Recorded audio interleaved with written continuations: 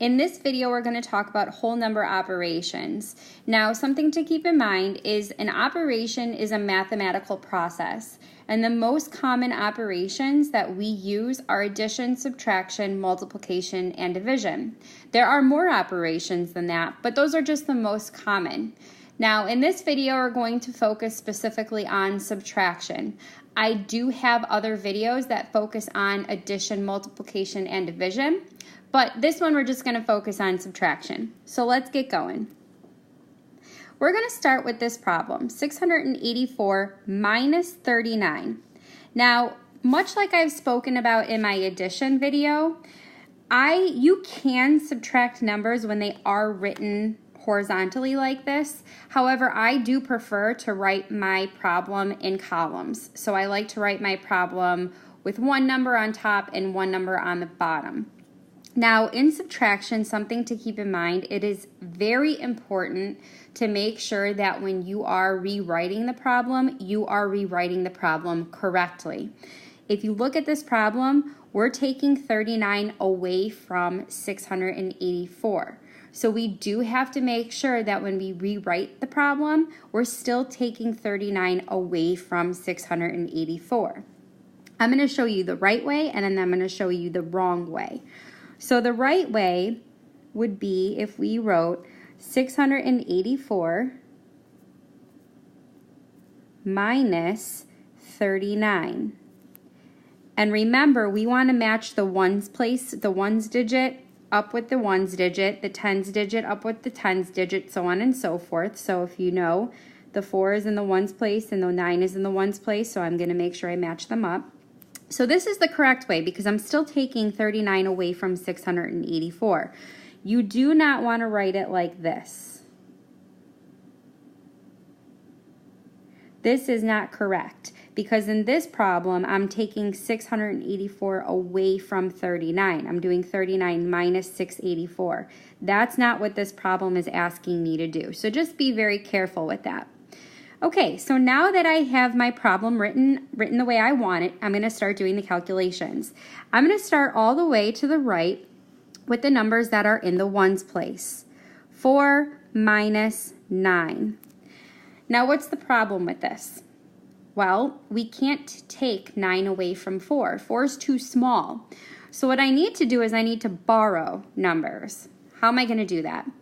Well, I'm going to look right next door to 4, where 8 is, and I'm going to borrow a 10 from 8. In this case, it's 80. So I'm going to borrow 1 from 8, and that means when I borrow it, that 8 is going to now become 7. And I'm going to take that 1 and I'm going to add it onto my 4. And again, remember that 1 is technically a 10. So now that number becomes 14. So now I'm going to do 14 minus 9.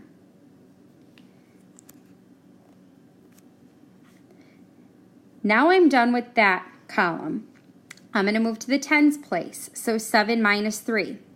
I'm able to do 7 minus 3. I don't need to worry about borrowing any numbers. So 7 minus 3 is going to give me 4. Finally, we can't forget about that last number. I know that we have a number that's in the hundreds and then a number that's in the tens place, but we need to still keep in mind that we have that 6.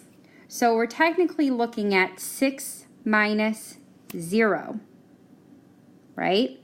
6 minus 0 gives us 6. So the final answer for this one is going to be 646. Let's try another example. Let's take a look at 782 minus 591. And again, I'm going to rewrite this, making sure that I'm taking away 591 from 782.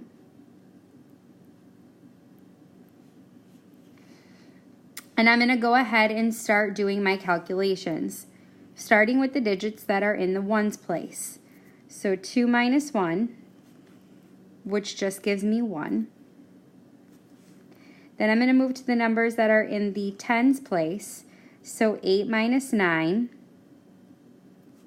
which again, I can't subtract 8 minus 9 because 8 is a smaller number than 9. So I have to borrow, and I'm going to look at the number that's to the left of 8, and I'm going to borrow from that number. So I'm going to borrow 1 from 7, and that means that this is going to become 6, and I'm going to make this a 1. So now we're going to do 18 minus 9, which is 9. And then finally, in that last column, we're going to do 6 minus 5, which is 1.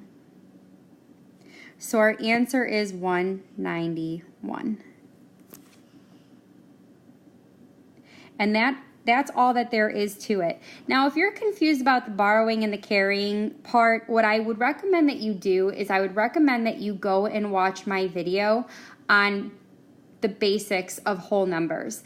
I kind of break the numbers down for you a little bit more so that you're really able to understand what's going on when we're borrowing and carrying and why it's not just a 1, but instead it's a 10 that we're borrowing. It'll kind of help you to get that a little bit more. So I would recommend that you go and watch that video if you're still confused. You know, I want you to understand the process, not just memorize what we're doing with the numbers. So if you're having a hard time understanding it, go back and check that video out, and it should make more sense to you.